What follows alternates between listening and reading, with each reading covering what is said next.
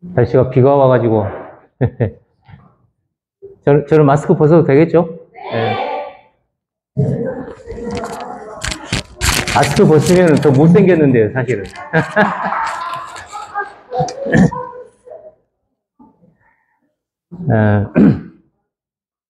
오늘 그 설명드릴 내용은 저기 제목하고 화면에 있는 제목하고 뭐가 바뀌었어요? 뭐가 바뀌었어요?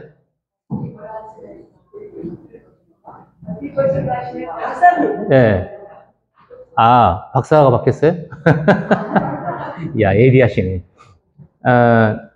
뭐 과장이나 박사는 뭐 그게 그거니까 뭐 그거는 만중한 것 같고요. 제목을 지난번에 어떻게 버틸 것인가 해가지고 이제 한번 했는데 너무 제목이 센 것 같아요. 버틴다고 하려면 뭐가 버티는 거예요? 힘든 걸 버티는 거죠. 애인할 때 생각해 보세요. 조금만 참아 이제 이게 버티는 거고, 지낸다는 거는 뭐 이제 힘들 수도 있지만 어쨌든 잘 이렇게 해가지고 잘 보내야 되는 거죠. 예. 그래서 지난번 제목이 너무 좀 센 것 같다고 해가지고 이렇게 바꾸려고 그랬는데 이미 저렇게 나가버렸어요. 예. 그래서 5년이라는 게 이제 왜 중요한지 여러분들은 이제 그런 생각을 좀 하시겠지만 가장 중요한 거는 이제 길이 갈립니다.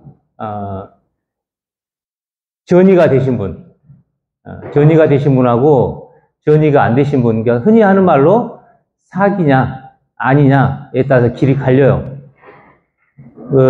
사기가 아니신 분들은 완치를 목적으로 치료를 해요.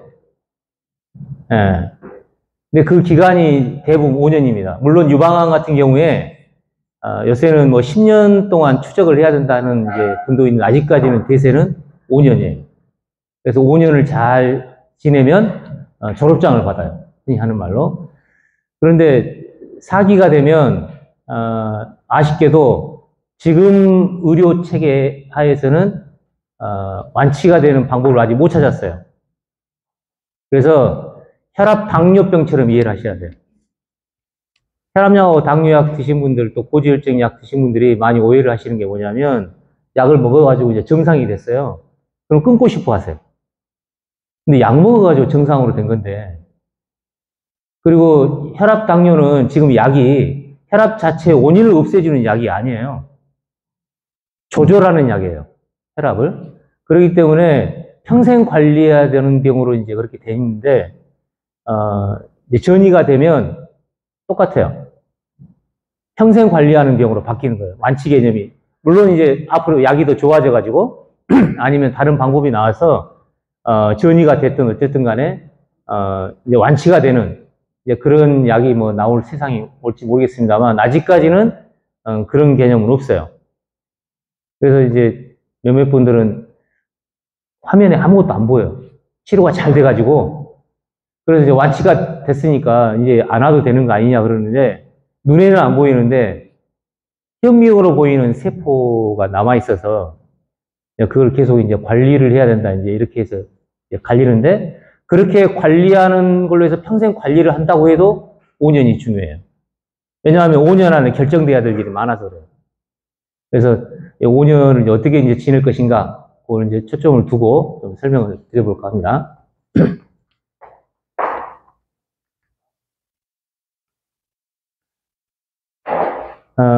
지금 화면에 보이는 게, 뭐, 여기 앉아 계신 분들은 요 셋 중에 하나는 대부분 하셨을 거예요.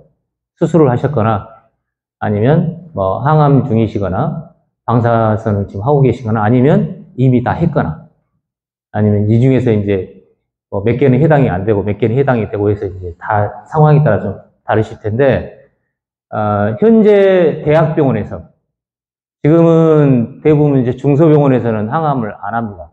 수술도 거의, 암 수술은 거의 안 하고, 그 다음에 여기 화면에 보인 것들은 대부분 대학병원에서 하게 돼 있어요. 예를 들어서 저희 병원에서도 항암 치료를 전에는 했었어요. 근데 정부에서 못하게 해요. 예, 그래서 지금은 다 이게 구분됐어요. 수술, 항암, 방사선 치료는 대학병원, 우리나라의 경우입니다. 우리나라의 경우에는 대학병원에서만 하는 걸로 거의 정리가 됐어요. 그러니까 국립암센터는 대학병원은 아니지만 대학병원하고 규모가 거의 같기 때문에 이제 대부분 그 정도 규모가 되는 데서만 이걸 해라 그래가지고 정부에서 이제 뭐 규제 내지는 그걸 이제 하고 있어요. 이제 그러다 보니까 제가 대학교 다녔을 때하고는 굉장한 변화가 생겼어요. 뭐냐면 저희 때는 암 환자가 요즘처럼 많지 않았어요. 그리고 여기 계신 분들 옛날 생각해 보세요. 집안에 암 환자 하나 생겼으면 난리가 났어요. 요새는 그래도 뭐 집안에 암 환자 생기면 걱정은 하지만 옛날처럼 그렇게 막 희귀하고 그런 병이 아니라서 예를 들면 대장암 같은 경우도 저희 때는 학교에 이제 대장암 환자 한 명 들어오면 좀 표현이 그랬었다면 전부 다 구경 갔어요. 우리나라에 거의 없어가지고 그래가지고 대장암 환자 한 명 입원했다고 그러면 이제 실습 돌 때 다 가가지고 막 이제 이렇게 보고 막 이제 그럴 정도로 서울대학병원에도 그렇게 환자가 별로 없었어요. 저희 때는. 근데 지금은 암 환자가 왜 그렇게 많이 늘어났는지 뭐 원인이야 여러 가지입니다만 지금 굉장히 많고 해서 주변에 그냥 돌아보면은 자기 집안에 한 명 정도 있거나 친척에 있거나 조금만 돌아보면 암 환자가 있는 정도고 우리나라의 뭐 사망률 1위가 된 지 오래됐고 그리고 보통 뭐 이제 3명 중에 한 분은 암으로 돌아가신다고 하니까 굉장히 보편적으로 지금 돼버린 게 지금 현실이에요. 이제 그러다 보니까 치료도 굉장히 이제 다양해지고 그 다음에 정확해지고 가장 중요한 거는 표준화가 됐어요. 이제 저희 때는 환자가 많지 않다 보니까 이제 교수님들 하는 얘기였어요. 이제 저희들끼리 하는 얘기로 공인된 살인면허라고 그랬어요. 예를 들어서 임상항암을 한다. 그거 하신 분들 계실 텐데 굉장히 불안한 마음으로 해야 돼요. 왜냐하면 그거는 약이 없어서 하는 경우예요. 임상항암이라는 거는 과거에는 약이 없어서 하는 거 외에는 이유가 없었어요. 지금은 함부로 안 합니다. 그래서 다 조사해봐가지고 이런 조건이 되는 사람만 임상항암을 하고 대부분 임상항암을 하게 되면 지금은 거의 다 이익이에요. 그러니까 다 고뇌요. 임상항암을. 옛날에는 임상항암 한다 그러면 그야말로 이제 약간 실험당하는 목적밖에 없어서 이게 자기한테 좋을지 안 좋을지 전혀 보장이 안 된 상태에서 대부분 했어요. 근데 지금은 굉장히 발달되다 보니까 임상항암은 안 하는 것보다 하는 게 훨씬 더 환자분한테 도움됩니다. 그만큼 이제 많이 바뀌었어요. 분위기도 그렇고 약도 그렇고 방법도 그렇고 수술 방법이나 그런 게 다 바뀌어서 이제 그러다 보니까 중요한 게 뭐냐면 요 3가지 방법은 모든 대학병원이 다 똑같이 하게끔 표준화하는 게 중요해요. 예를 들면 이제 여기 대부분 이제 부천 성모병원이나 그 다음에 뭐 순천향병원, 인천성모병원 요 근처에 하신 분도 있고 뭐 세브란스나 뭐 이제 이렇게 하신 분도 있는데 지금은 무슨 암, 몇 기, 무슨 치료 다 똑같아요. 완전 표준화됐어요. 표준화 안 된 경우가 몇 개 있습니다. 지금 현재 나오는 약을 다 써가지고 이제 약이 없어요. 그러면 이제 임상항암을 하거나 이제 신약을 이제 해야 되는데 그런 경우는 소위 말하는 빅5가 유리해요. 예를 들면 부천성모병원이나 여기 이제 근처에 있는 병원의 임상항암 숫자하고 그 프로그램하고 서울대, 아산 삼성, 신촌 세브란스, 서울 성모병원 거기서 하는 임상항암의 규모가 달라요. 그리고 약에 대해서 이제 이렇게 이거 임상항암 해달라고 해서 하는 그게 달라요. 그래서 그런 경우 아니면 어디나 다 똑같습니다. 수술 많이 해본 사람이 제일 유리해요. 예. 어디 대학병원에 유리한 게 아니라 지금은 수술은 솜씨 좋은 사람은 방법이 없어요. 많이 해본 사람이 제일 솜씨가 좋아요. 이제 그러다 보니까 옛날처럼 뭐 항암에 명의가 있어가지고 하는 지금 그런 개념이 거의 없어졌어요.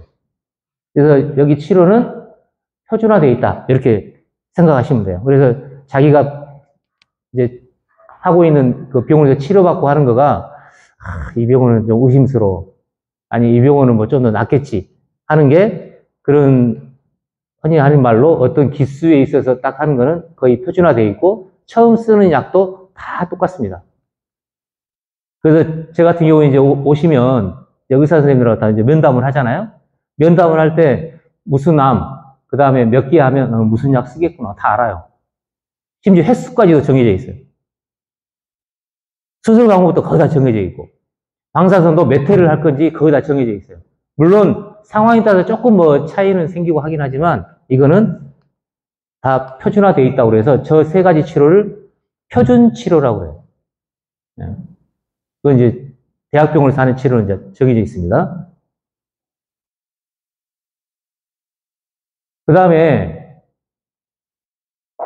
5년은 저기 표현된 표준 치료는 사실상 5년하고 별로 관계가 없어요. 대부분 1, 2년 안에 다 끝나요. 본인이 지금 무슨 치료를 받고 있으면 생각을 해보세요. 수술은 하루에 끝나잖아요. 수술 이틀 하는 경우는 없습니다.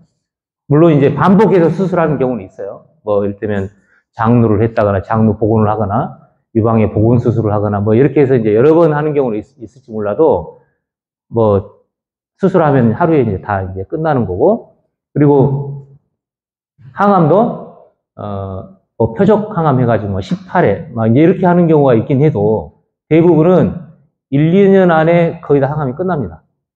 여기서 말씀드리는 거는 완치를 목적으로 하는 경우에, 전이가 됐거나 계속 항암을 해야 되는 경우에는 아까 말씀드린 것처럼 기간이 이제 늘어지지만 어쨌든 여기 수술 항암 방사선의 일반적인 완치를 목적으로 하는 치료는 대부분 끝나요. 방사선도 그렇게 오래 하지는 않습니다. 그런데 5년이라고 하면 그 나머지 기간에 요 림프구에 해당되는 거는 내 몸속에 있는 거예요. 몸속에. 네, 뭐 앞에 앉아있는 죄로 한번 여쭤볼게요. 림프구 들어보셨어요? 네, 림프구가 뭐 하는 거예요?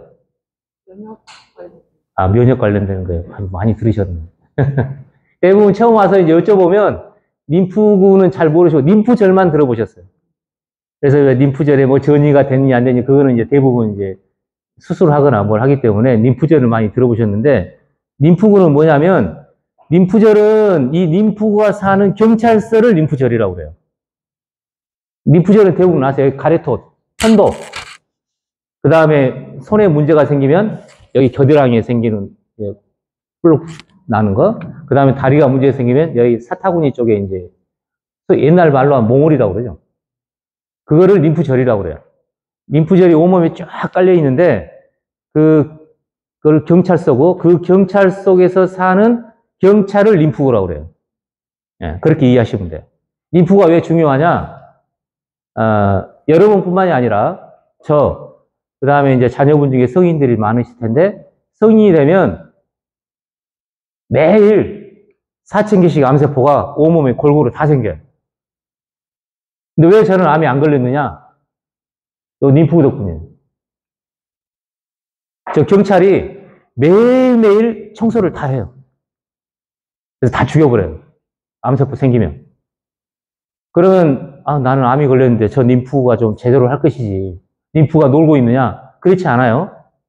4,000개가 생겼으면 3,999개는 다 없앴어요.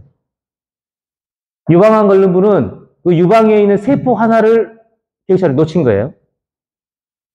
자기가 생긴 암의 거기 부위에 세포 하나를 경찰이 놓쳐가지고 그게 암세포는 다 하나에서 출발합니다. 하나에서 이제 있다가 거기서 처리가 되면 괜찮은데 처리가 안 되면 암세포의 특징은 알을 낳아요. 자기하고 똑같은 놈을 계속 이제 만들어내요. 그럼 말을 안 들어요. 예를 들면 여러분의 머리카락이 이제 제일 눈에 보이는 잘하는 건데 이게 길면 몇 미터 되겠어요? 머리카락을 아무리 길어도 언젠가는 멈춰요. 예. 왜냐하면 여기서 머릿속에서 이제 세포가 계속 나눠져가지고 분열돼가지고 머리카락이 돼가지고 나오는데 길이가 정해져 있어요. 제일 확실한 게 눈썹. 눈썹, 여기보다 더 안 길죠? 물론 좀 길어가지고 막 이제 이렇게 산신령처럼 이렇게 길게 나신 분도 있는데 대부분은 눈썹도 다 고정돼 있어요. 조절이 안 된 게 코털이죠. 코털은 젊었을 때는 이게 코 속에 있는데 나이 들면 이게 주책 없이 나와요. 그래서 잘라줘야 돼요. 여성도 잘라요? 남자들만 그런 모양이에요. 그래서 어쨌든 우리 몸에 있는 그 어떤 것들은 다 조절이 돼가지고 그만큼 딱 멈춰야 되는데 암세포의 특징은 말을 안 들어요. 지 멋대로 계속 새끼를 까요. 몸에서 신호를 계속 너 그만 해서 빨리 죽어. 그 다음에 그만 만들어 해도 말을 안 듣고 계속 알을 까는 게 이제 암세포예요. 그러다 보니까 한 1cm 정도 되면 암세포가 10억 개가 모여 있어요. 보통 이제 눈으로 확인되는 게 0.5cm에서 1cm 정도면 이제 발견이 되거든요.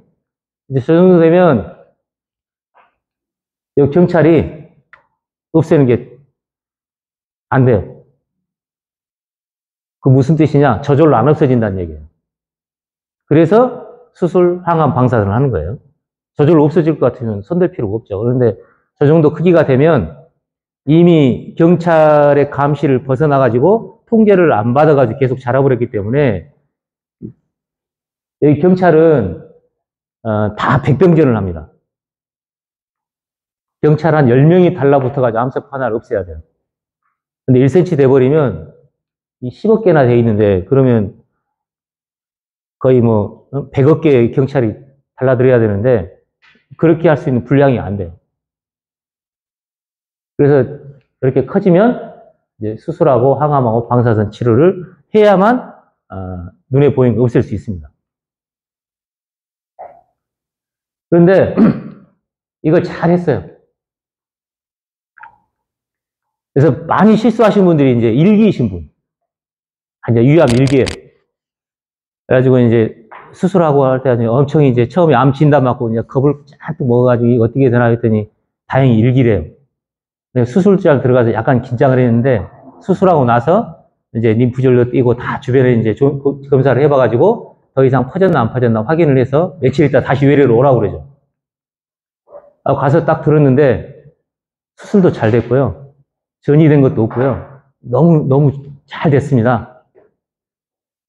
그럼 식사 잘 하시고 이제 수술 이제 회복해야 되니까 잘 하시고 뭐 이제 드실 건 이제 처음만 식사 조절하셨다가 잘 드실 수 있으면 잘 드시고 그렇게 하시면 됩니다. 그 다음에 유방암도 이제 아주 초기면 수술로 다 끝나요.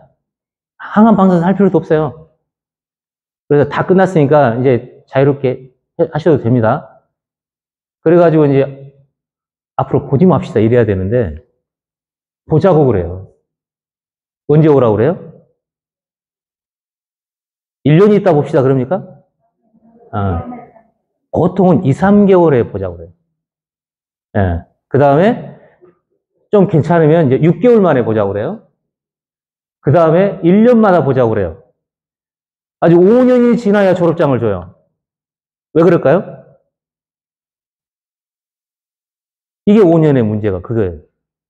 아니, 수술도 하고 방사선도 하고 뭐 다 이제 다 끝났어요. 다 끝났으면 이제 빠이빠이 하고 이제 보지 맙시다 그러면 속이 편하겠는데 꼭 오라고 그래요.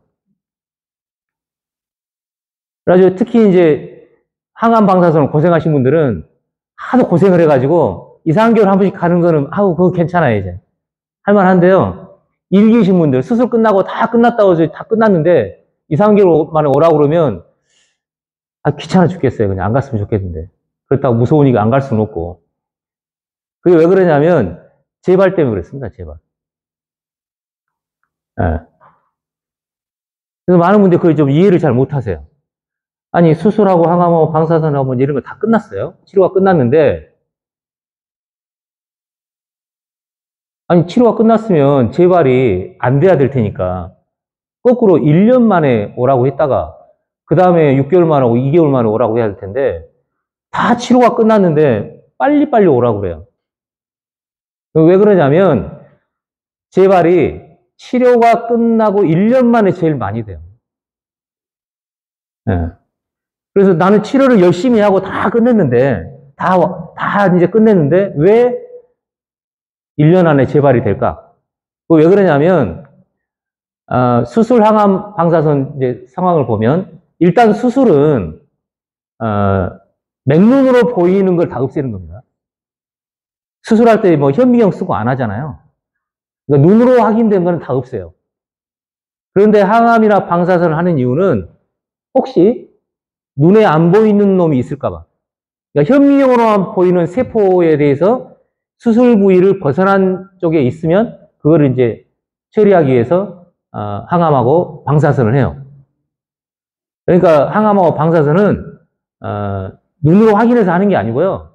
눈으로는 확인이 안 되지만 어디가 있을 것 같은 놈을 이제 다 때려잡아가지고 완전히 없애려고 목적으로 해요. 유방암 같은 경우는 그걸로도 또 안심이 안 돼요.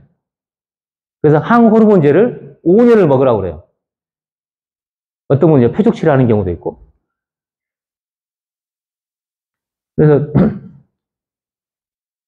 그걸 하는 거는 아까 말씀드린 것처럼 3기까지 그렇게 합니다. 4기가 되면 아까 길이 달라진다고 그랬죠. 3기 안에 들어있는 분들은 요 치료를 하고 5년 동안 계속 이제 처음에 뭐 2, 3개월이 오라고 했다가 이렇게 오라고 그래요. 왜냐하면 대학병원에서는 요 치료가 끝나면은 더 이상 치료가 없어요. 아주 제한적으로 항호르몬제를 먹는 경우를 제외하고는 치료가 끝났습니다. 그래서 소위 하는 말은 이제 추적 검사만 하는 거예요.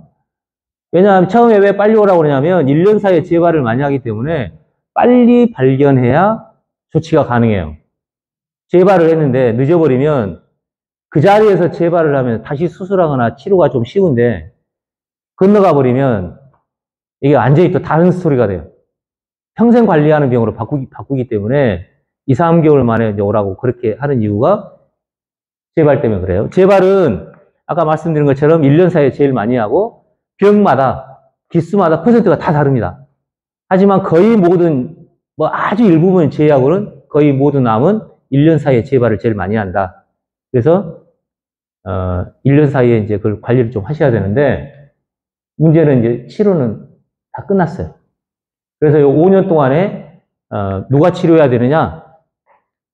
여기 경찰이 매일 생기는 4,000개 암세포하고 남아있는 잔존 암세포를 처리를 해줘야 졸업장을 받아요. 여기 이제 약간 예외를 몇 가지 설명해 드릴게요. 이제 유방암 같은 경우에 항호르몬제를 먹는 경우는 그러면은 이제 림프구가 더 치료하느냐, 항호르몬제가 더 치료하느냐 이제 생각을 해보셔야 되는데 항호르몬제는 암을 죽일까요, 못 죽일까요? 나는 유방암 아니까 관심 없으면 그거 상관없는데요. 원리가 왜 항호르몬제를 먹냐면 암이 호르몬의 영향을 받아가지고 자라는 암이에요. 그렇기 때문에 항호르몬제를 주면 성장을 못하게 막는 거예요. 죽이는 게 아니에요. 자라는 거를 방해하는 거예요. 호르몬에 의해서 이게 자라니까. 림프구는 경찰은 달래는 게 아니에요. 죽이는 거예요. 그래서 요 기간에는 수술 항암 방사선 하는 기간에는 림프구가 자기가 영양이 안 돼서 하는 거라서 이게 주치료예요. 몸에 있는 림프구가 하는 일보다 수술로 할 수 있는 일이 더 크고 항암 방사선을 하는 게 훨씬 더 효과적이에요. 물론 림프도 일을 하고 있지만. 근데 요거 끝나자마자 위치가 바뀌어요. 림프구가 주치료가 되고 항호르몬제를 쓰는 거는 보조치료예요. 왜냐하면 림프구는 죽이지만 항호르몬제는 못 죽여요. 그래서 수술 항암 방사선이 끝난 것과 동시에 주치료는 림프구로 바뀐다. 그렇게 생각하셔야 되고, 그래서 원래 우리 몸의 예방도 림프구 하고 있었고, 치료도 여전히 림프구 하고, 재발 방지도 림프구가 주인이라는 걸 잊어버리시면 안 돼요. 이제 적용 혼돈이 생기면 엄청 헷갈려요. 근데 저게 이제 림프구가 딱 눈에 보이는 거면 좋겠는데요. 현미경으로 봐야 보여요.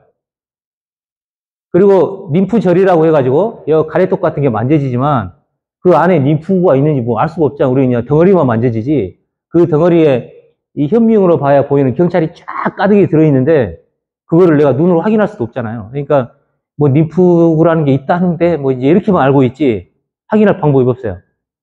근데 이제까지 이제 자라오면서 생각을 해보면 저 림프구가 이제 하는 일이 주로 균에 관계된 거있죠.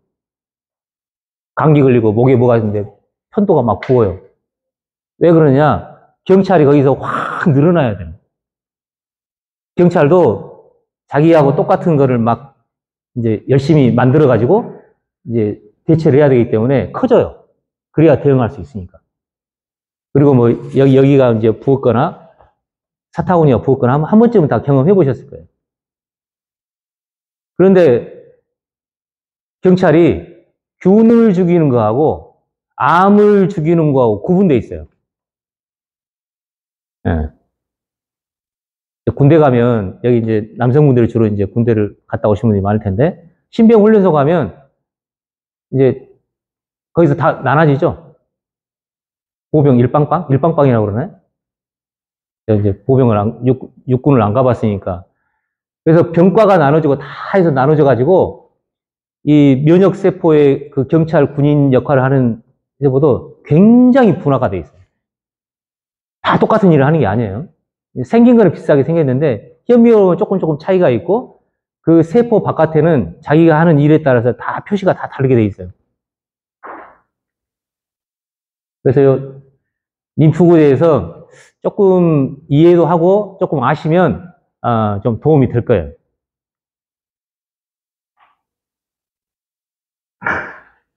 다시 한번 이제 기초적인 것만 다시 정리하면요.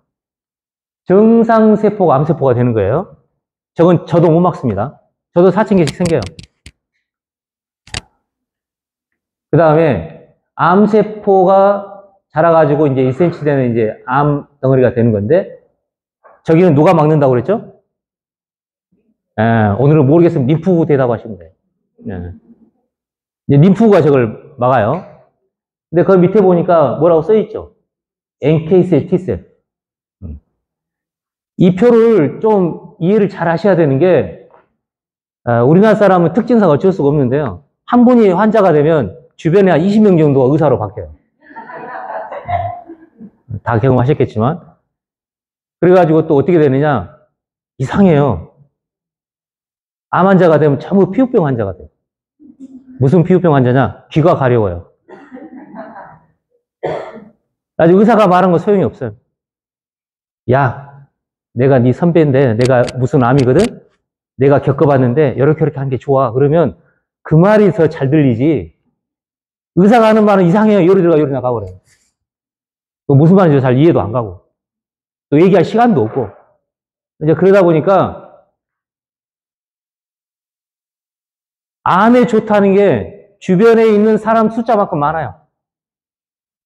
뭐 이게 좋다더라 저게 좋다더라 시작해가지고 나는 뭐 먹어봤는데 이게 효과가 있고 이제 그렇게 하다 보니까 요거를 꼭 기억하셔가지고 어디에 해당되는지는 좀 이해하고 하셔야 돼요. 예를 들면 어떤 건강식품이 좋다는데 그게 암을 안 생기게 한다는 건지 그 다음에 암을 죽인다는 건지 그 다음에 림프구를 도와준다는 건지 요거 구분 안 하고 그냥 좋대요 그냥. 네.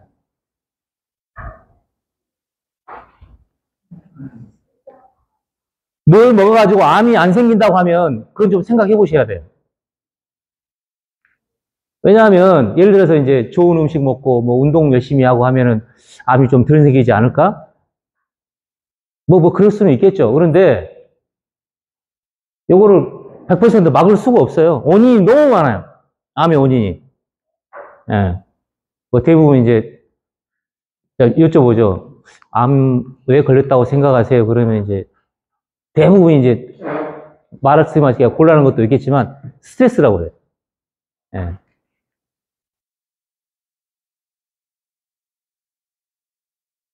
그리고 이제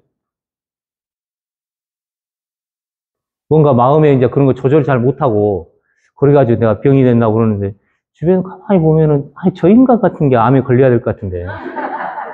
예? 왼수 같은 인간은 암에 안 걸리고, 왜 나같이 이렇게, 예? 마음 잘 다스리고, 이렇게 착한 사람이 암에 걸렸을까? 어려워요, 이게. 예. 정해지지가 않았어요. 그래서 저기를 막아준다고 하는 건 좀 생각해 보셔야 돼요. 암 안 생긴다고 덜컥 뭐 먹다가는 손해보는 수가 많아요. 그 다음에, 암세포를 죽이는 거다. 이것만 먹으면 암세포가 다 죽어요. 그건 다 약으로 바뀌어 있어요. 예. 지금 나와 있는 것 중에 암을 죽이는 걸로 밝혀져 있는데 약이 안 되고 식품으로 살아있다. 그건 의심해 봐야 돼요. 그거는 진짜로. 왜냐면 그런 것들은 다 약으로 다 바뀌었어요. 예. 그 다음에 림프구를 도와준단다. 이제 그게 요새 이제 많이들 떠들어요. 예. 시중에서 요거는 림프구를 도와주는 거고, 이게 아까 이제 표 보여드렸는데 대학병원 문제도 있고 우리나라 보험 체계도 문제가 있어요. 왜 이렇게 돼버렸냐면, 여기 대학병원에 사잖아요. 그 다음에 면역 치료는 대학병원에서 거의 안 하죠. 예, 저희 요양병원에서 하죠. 왜 이 모양이 됐느냐? 순전히 보험 때문이에요. 예를 들면 독일 같은 경우에는 보험이 통일이 돼가지고 병원 안 옮겨 다니셔도 돼요. 수술은 대학병원에서 하고 면역 치료는 지금 다 여기 와서 하시잖아요. 보험이 통일이 돼가지고 한 군데서 해도 돼요. 근데 우리나라는 국민건강보험에서 이걸 해줘요. 그래서 산전특례라고 그러죠. 그래서 저거 하면은 5%만 내면 돼요. 그런데 국민건강보험이 이제 대부분 아시겠지만 재정이 형편이 없어요. 그래서 요 면역을 도와주는 저 치료는 못하겠다고 이제 선언을 한 데다가 지금 정부에서는 안전히 안 한다고, 거의 안 하는 수준으로 한다고 그랬어요. 근데 다음 정부 때도 쉽지 않을 거야. 재정이 그렇게 좋아질 리가 없어요. 그래서 국민건강보험에서 이걸 하고 요거 면역 치료는 실비에서 도와주는 걸로 보험이 쪼개져 있어요, 우리나라. 이제 그러다 보니까 여기에 해당되는 이제 대학병원에 계신 교수님들은 요 림프구에 대해서 이제 뭐 치료 여쭤보면 이제 크게 나누면 몇 가지 유형으로 나뉘죠. 이제 서울대 출신들이 그런 좀 고집이 많은데 못하게 해요. 그런 거 하면 앞으로 나 보지 말자고 이렇게 얘기하신 분도 있고, 굉장히 세게 얘기하신 분도 있어서 조금 마음이 좀 좋으신 분들은 요양병원에서 반만 드세요. 반 가지 말고 반만 먹으라고 그래요. 잠만 자고. 그리고 굉장히 열린 마음으로 면역치료 하신 분들이 가끔 있어요. 뭐 길병원에도 있고 이대병원에도 있는데, 그런 분들은 이제 자기가 연구하시는 목적으로 하신 분들이 많고, 대대적으로 하려면 사유서를 써야 돼요. 대학병원에 있는 교수님들이 면역치료를 하려면 내가 왜 이걸 하는지 사유서를 써야 되기 때문에 귀찮아서 못한 데다가, 왜 그리고 이제 요양병원을 지금 하는 거에 대해서 이제 본병원에서 의사 선생님들이 그러느냐, 저도 마찬가지지만 교육을 그렇게 받았어요. 내가 하는 치료가 아니면 책임질 수가 없어요. 그래서 좀 심하게 얘기하면 못하게 하는 게 편해요. 이제 그런 상황이고, 이제 보험이 쪼개져 있어서 이게 어쩔 수 없이 그렇게 나눠져 있다는 걸 좀 이해를 하시고 이제 하셔야지. 이제 수술하고 오셔가지고 이제 기껏 다 설명해 줬더니 이제 답이 뭐라고 하시냐. 저기 대학병원에 저기 주치 그 교수님한테 물어보고 할게요. 이제 이러신 분들이 있어요. 제가 물어보지 말라고 할 수는 없잖아요. 근데 가서 물어보면 대답이 다 이제 이렇게 돼서 도움이 별로 안 돼요. 이 상황이 이렇게 돼서 어쩔 수 없어요. 그건 좀 이해를 하시고. 그래서 5년 동안에 저 림프구 도와준 치료를 하는 건데,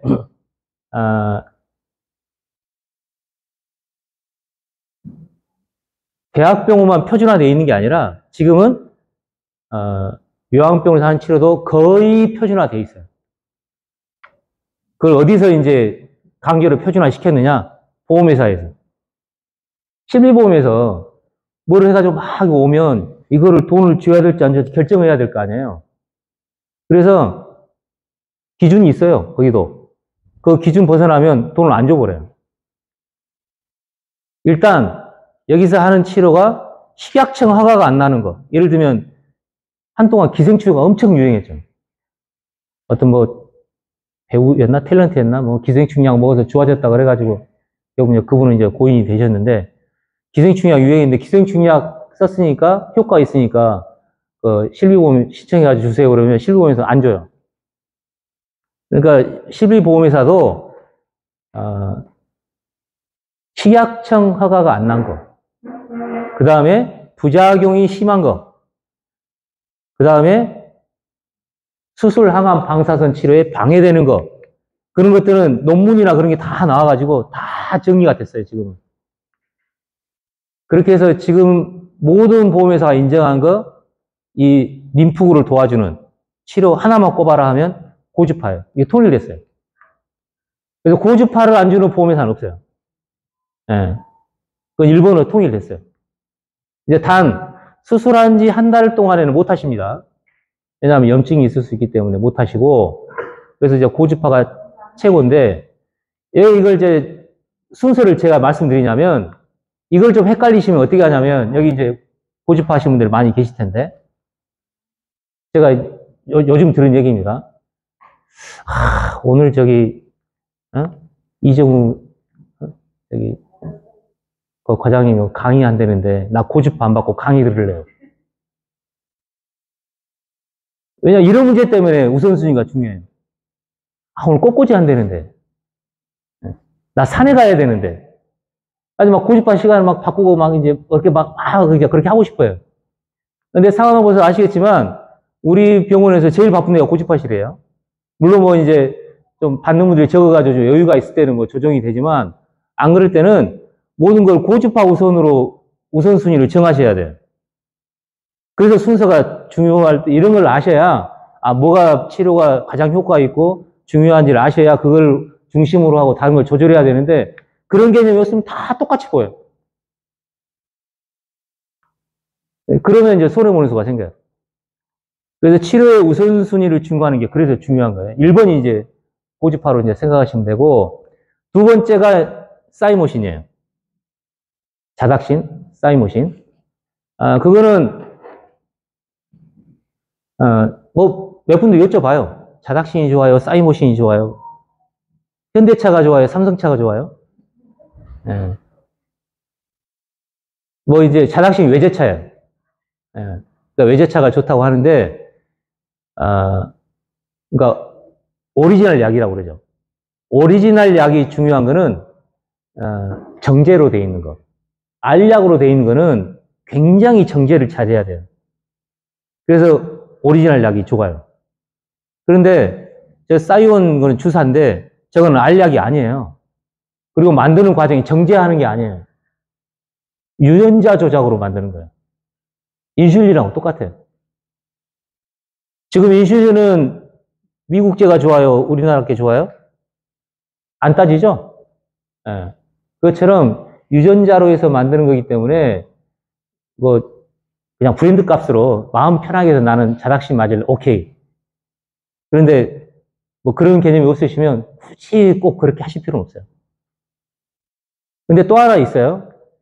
아까 이제 말씀드렸는데 이런 거 하다 보니까 이제 카피약이 오리지널 약이 있고 카피약이 많이 있는데 사이모신도 그런 게 있어요. 시중에 보면 무지하게 싼 사이모신이 막 돌아다녀요. 예. 그래서 뭘 때도 구분을 못 하시냐면 아까 말씀드렸는데 여기 1번이에요. 여기 기간에는. 그러니까 수술 항암 방사선이 효과가 제일 좋아요. 그래서 대학병원 사고 있는 거예요. 그 다음에 효과를 확인하는 거는 이제 면역 치료 중에 요양병원에서 하고 있는 거는 실비보험회사에서 그냥 눈을 뻘겋게 뜨고 보고 있어요. 왜냐하면 조금만 이상한 짓을 하면 돈을 안 주려고. 그래서 그건 검증이 된 거예요. 다 논문도 있고 실험도 하고 다 해가지고 된 것만 요양병원에 써요. 근데 그렇지 않은 게 너무 많아요. 그러니까 이름만 같아요. 아, 셀레나제가 저기 싼 게 많다는데. 저기 글루치온도 시중에 막 팔아요. 요즘에는 어떤 의사 선생님도 회사에서 팔고 있고 막 파는데, 식품하고 약하고 차이를 잘 구분을 못 하세요. 차이는 뭐냐? 약은 임상 실험을 해가지고 어느 규준에 통과하지 않으면 약으로 할 수가 없어요. 요양병원은 약만 쓰게 돼 있어요. 그래서 비타민이 좋다는 건 알지만 비타민 D는 저희가 안 드려요. 주사로 하지. 일반 식품으로 나온 거 있잖아요. 건강식품으로 나온 비타민 D. 그거는 용량부터 시작해가지고 그런 게 다 일정 양만큼 안 됐기 때문에, 그래서 식품하고 약품하고 조금 구분하셔야 돼요. 강도 차이가 있고 그게 다 정해져 있어가지고 그게 달라요. 예를 들면 이런 거예요. 메시마라고 들어보셨을 텐데 그 상황버섯으로 만든 겁니다. 그게 왜 유명해졌느냐? 상황버섯이 암에 좋다고 그래가지고 암 환자들이 그냥 거의 다 끓여 먹었어요. 아주 많이 먹으면 좋다고 생각하니까. 우리나라 그게 있죠. 뭐예요? 양잿물도 공짜면 어떻게 해요? 많이 먹어야 되잖아요. 예. 그래서 좋다고 그래서 상황버섯 엄청 끓여 먹어가지고 간이 다 망가졌어요. 그래서 대학병원에는 저희들도 그렇게 그때 제 학생 때부터 들은 얘기니까 상황버섯에 상자만 놔도 막 경기를 해요. 절대 먹으면 안 된다고. 그래서 식약청에서 정식으로 부작용이 안 나는 용량으로 해가지고 딱 규제를 했어요. 요 정도만 먹으라고. 그러니까 저희도 정량을 먹어야 되는 게 있고, 예를 들면 안정 범위가 있어가지고 조금 더 해도 되는 경우 다 그렇게 정해져 있어요. 비타민 D 주사도 1년에 3번만 맞으라고 그래요. 3번 맞는다고 안 넘어가는데 혹시 어쩔지 모르니까. 그리고 먹는 거는 이제 먹어도 되는데 비타민이 거의 넘어가면 오버가 되면 부작용이 생겨요. 그러니까 식품으로 드시는 거는 진짜 딱 정량만 드셔야 돼요. 알 수가 없으니까. 실험이 안 돼 있던 거예요. 왜냐하면 그걸로 테스트를 안 해보고, 똑같은 이름이 똑같은데 그런데 성분도 다르고 다 달라요. 그래서 요양병원을 쓰는 거는 다 그렇게 정리가 돼서 메시마는 딱 그 약만 먹게 돼 있어요. 반면에 셀레나제는 보통 이제 보면은 하루에 한두 개 먹으라고 두세 개 먹으라 이렇게 돼 있는데 저희 막 5개씩 먹여요. 왜냐? 치료 효과가 나려면 그 정도 먹어야 되고 보험회사도 10개까지 인정해줘요. 그게 다 달라요, 그게. 그래서 식품하고 그 다음에 약하고는 구분돼 있다. 그래서 요양병원에 쓰는 거는 약만 쓴다. 식사 빼고요. 식사는 약이 아니니까 식사 빼고는 저희가 처방하는 거는 약품만 취급합니다. 식품 취급 안 해요. 그거는 이제 조금 구분해서 이제 생각하셔야 되고요.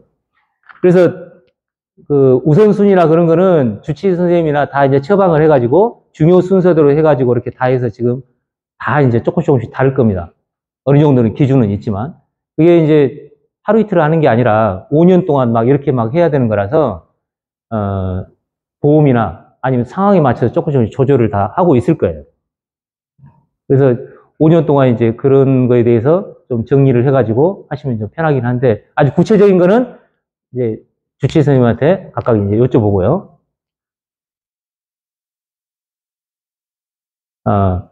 이게 이제 하루 이틀 문제가 아니라 이제 1년 막 이렇게 이제 5년 이렇게 가는 문제라 기타 필요한 거는 조금 이제 설명을 좀 드리려고 그래요. 벌써 시간이 50분이네. 자, 바쁘신 분들은 빨리빨리 가세요. 허락 받고 해야죠. 앞에 좀 사설이 좀 길어져가지고 좀 길어졌는데요. 원래는 이제 내용을 쪼개가지고 면역치료, 그 다음에 운동, 음식 이런 거 다 따로따로 1시간씩 해야 되는데 오늘은 이제 5년 얘기를 하다 보니까 객관적으로 좀 쭉 설명을 드리려고 하다 보니까 내용이 좀 아무래도 길어졌는데요. 그래서 고주파 치료하실 분들 빨리 가세요. 제 얘기 듣는 것보다 고집하는 게 더 중요해요. 네.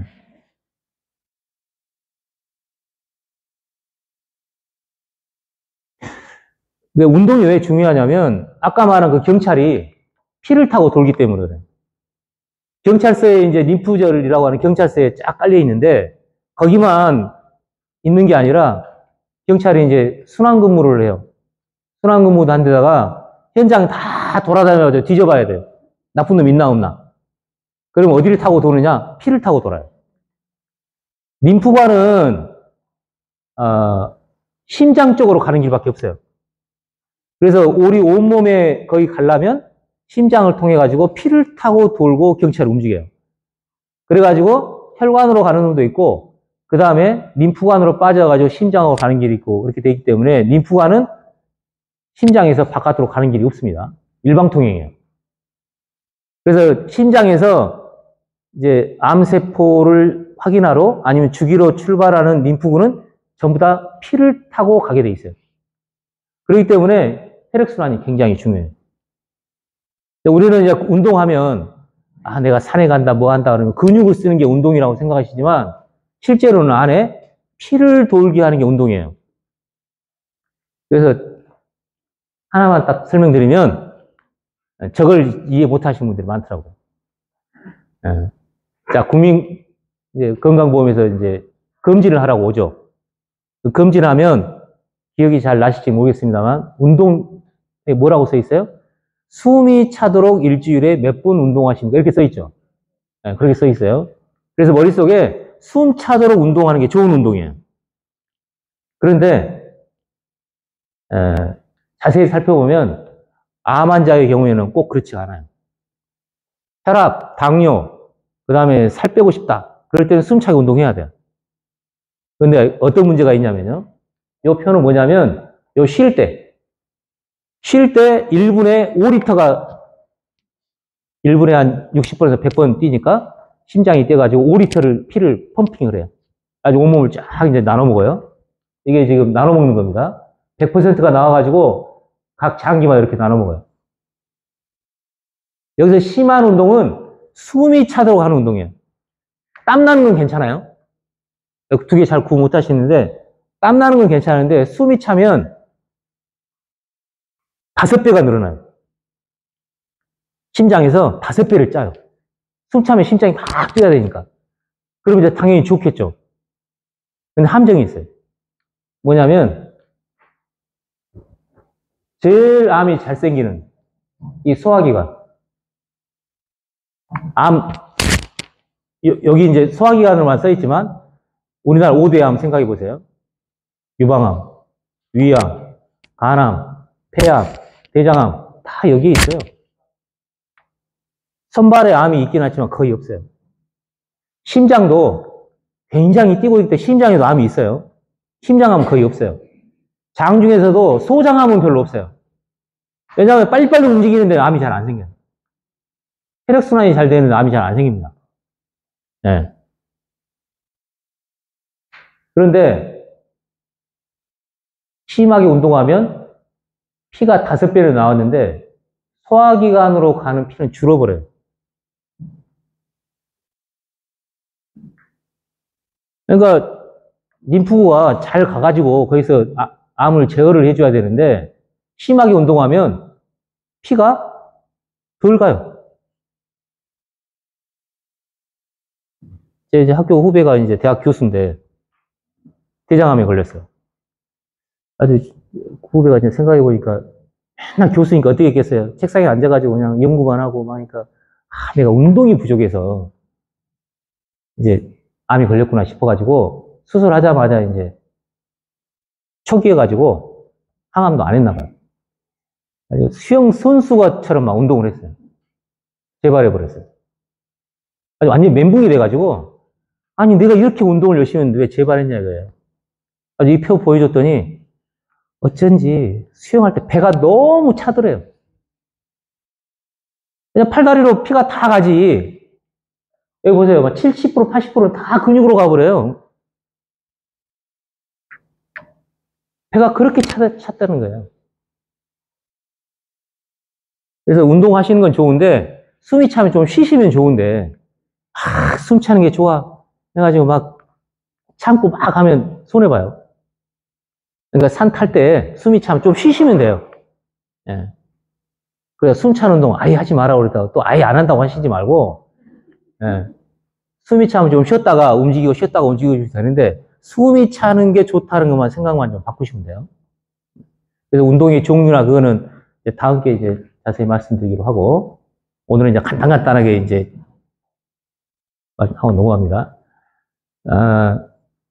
음식이 이제, 이것도 이제 5년 문제, 아까 말씀드린 것처럼 면역 치료하는 게 중심으로 제일 중요한데, 그 림프를 도와주는 방법이 음식, 운동, 마음 관리 이렇게 돼 있어요. 그래서 제가 이제 오늘 음식, 운동, 마음 관리를 이제 알려 드리는 이유는 면역 치료가 어쨌든 탑에 있는 건 맞아요. 그래서 여기 뭐 꽃꽂이도 좋고 뭐 자기 뭐 하고 다 좋은데, 에? 나는 고주파보다 그게 좋은 것 같아. 자기 마음은 그럴 수 있어요. 왜 속냐면 고주파 다 해보셨겠지만 처음에는 긴장하고 막 이게 좋겠지 누워 있었어. 근데 몇 번 하다 보니까 아무 느낌이 없어요. 이런 게 치료가 되는지 안 되는지 알 수가 없어. 차라리 땀이라도 좀 나면 좋겠는데 땀도 잘 안 나요. 나는 것만 나지. 그래서 고주파라는 게 림프를 도와줘가지고 암을 괴롭히려고 하는 건데 자기 기분 좋은 것만 생각해요.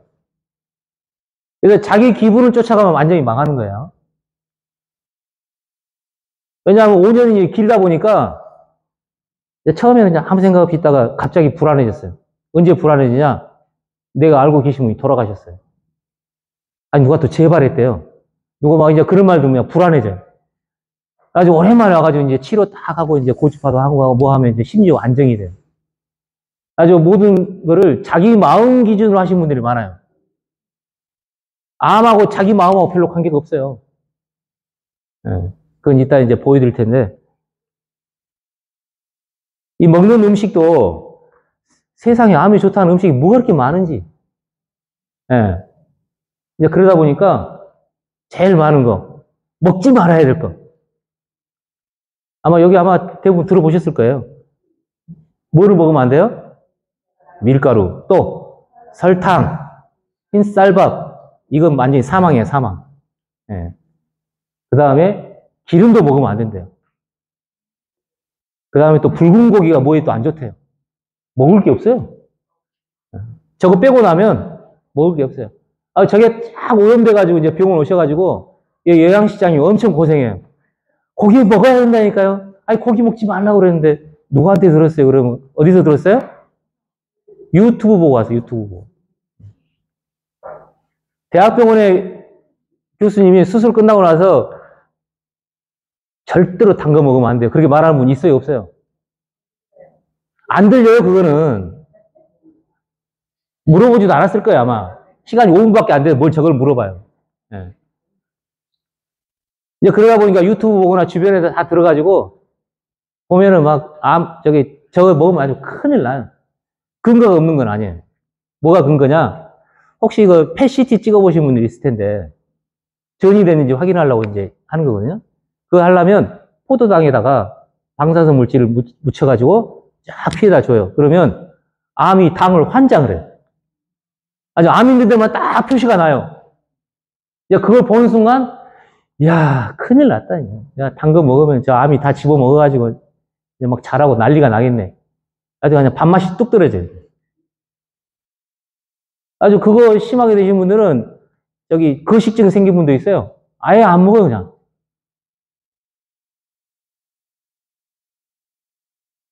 그래서 안 먹으면 어떻게 되느냐? 다른 데가 안 가고 암만 다 먹어요, 그거를. 굶어 죽어요, 굶어 죽어. 그리고 그거는 진단용이지 치료용이 아니에요. 그러니까 굶겨가지고 암을 죽일 생각은 절대로 하시면 안 돼요.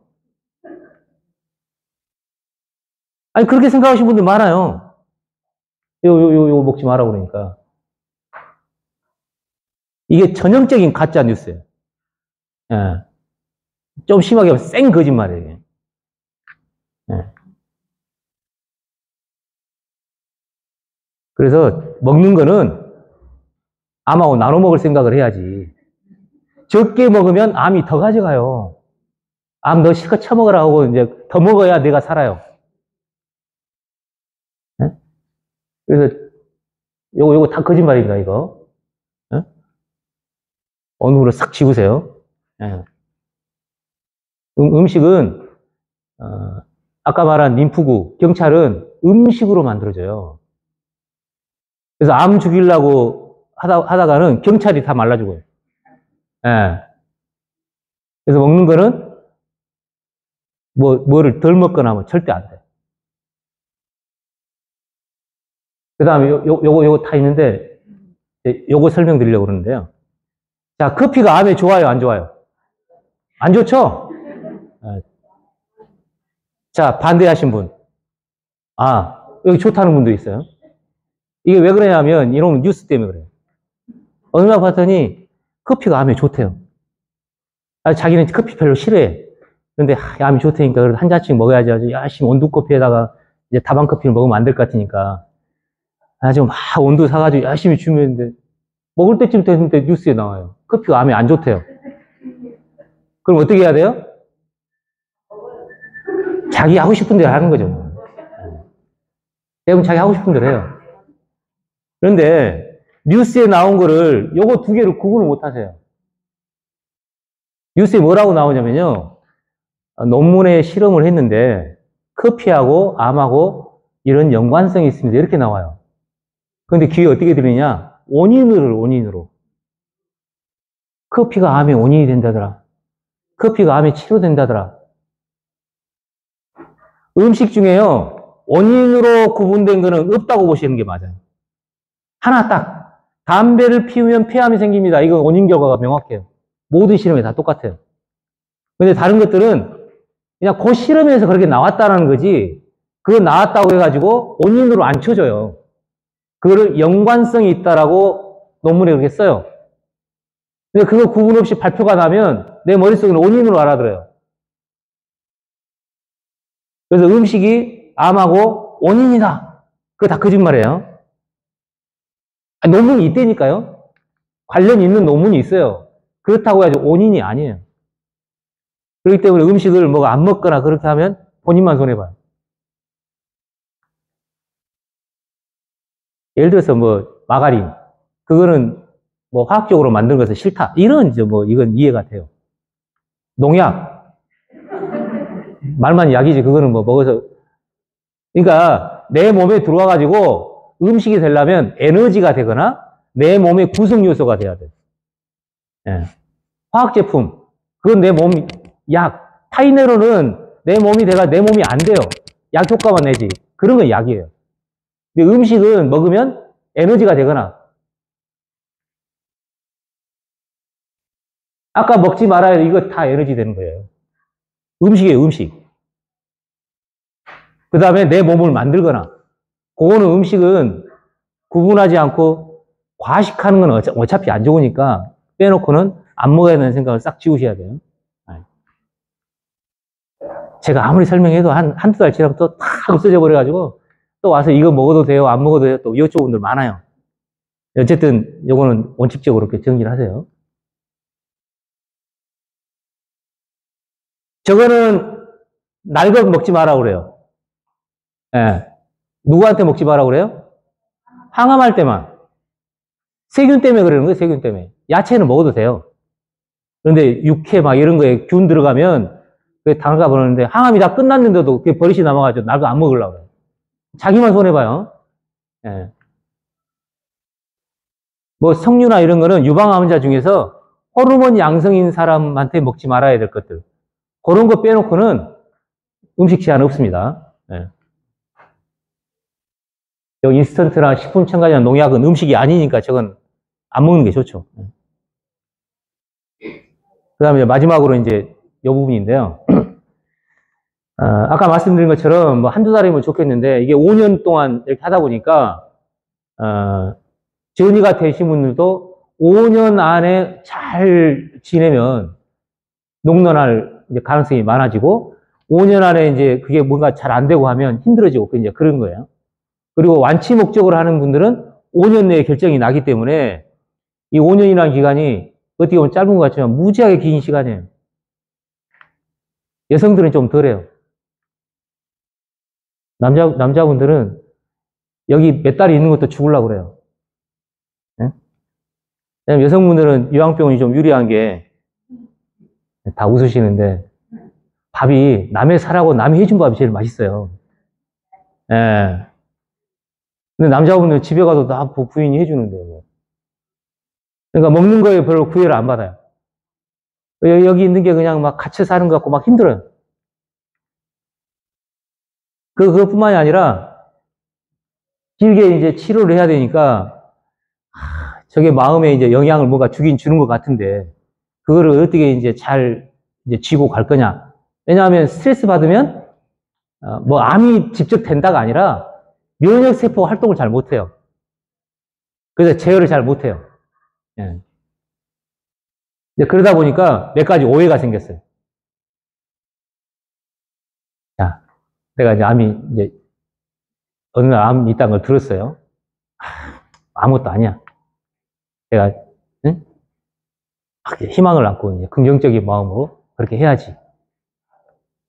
그런데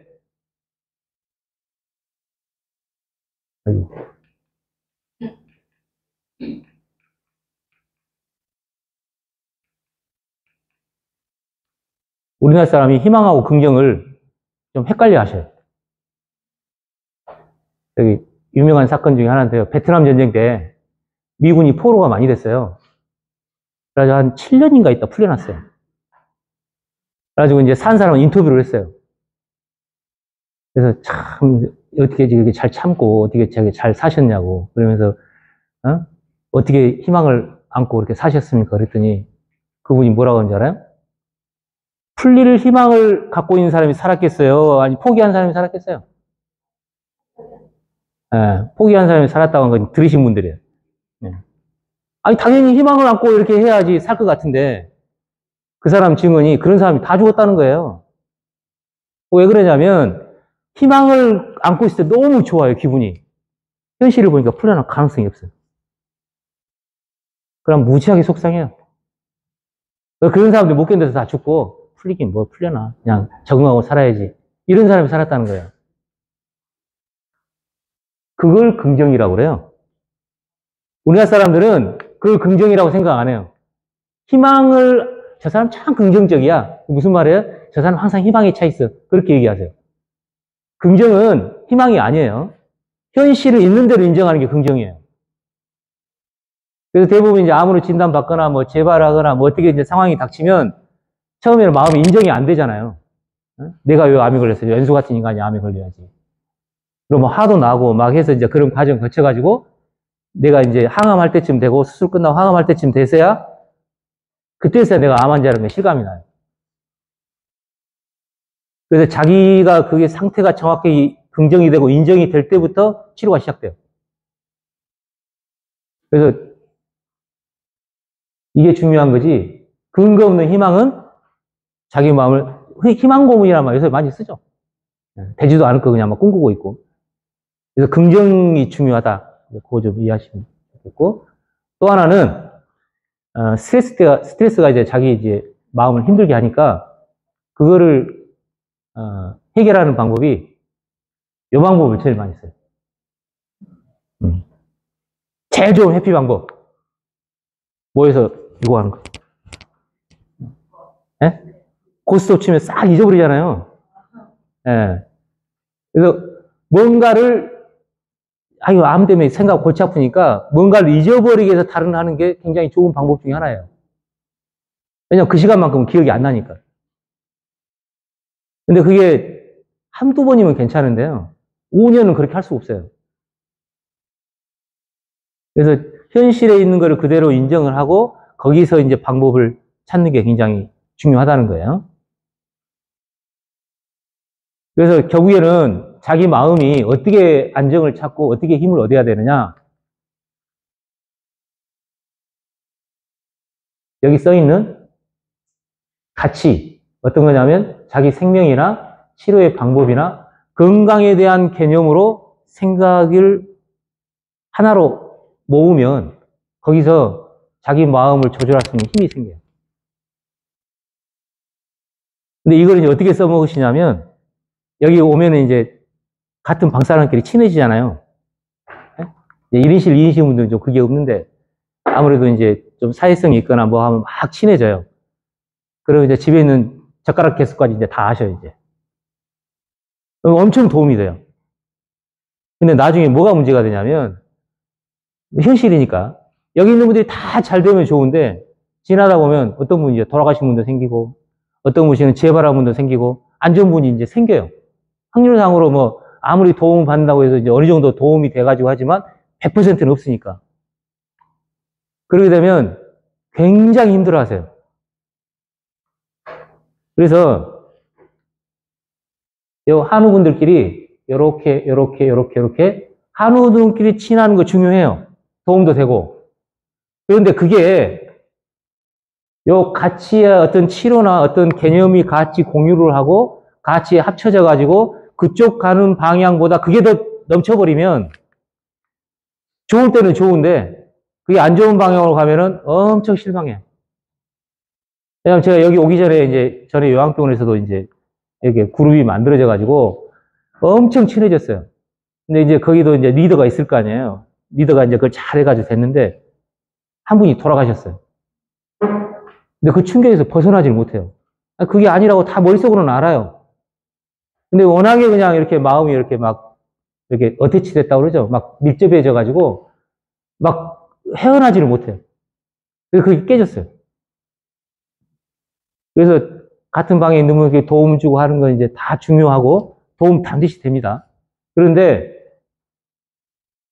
그 안에 이걸로 서로 간에 딱 마음이 합쳐지질 않으면, 뭐 집도 그렇죠. 뭐 집에 돌아가신 분도 생기고, 새로 태어나도 생기고, 어차피 이제 사는 건데, 그 사는 날 동안에 내가 어떤 마음과 어떤 자세로 어떻게 마음에 그렇게 그런 거 없이 유지를 할 수 있느냐.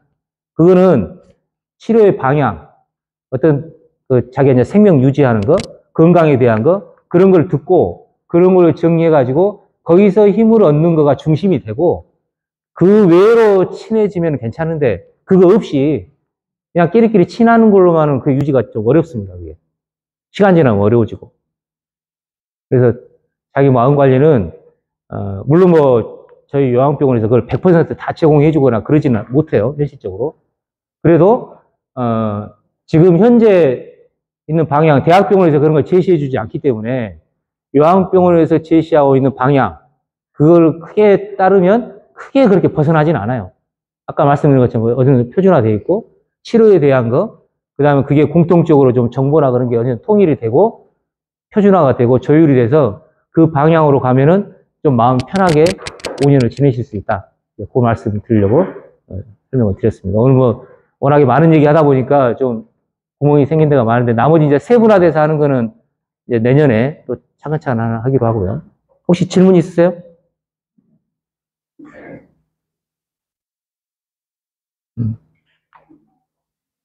질문이 없는 거 보니까 다 이해하셨거나, 하나도 이해가 안 됐거나, 둘 중에 하나겠죠. 그럼, 다음에 또 뵙시다. 네.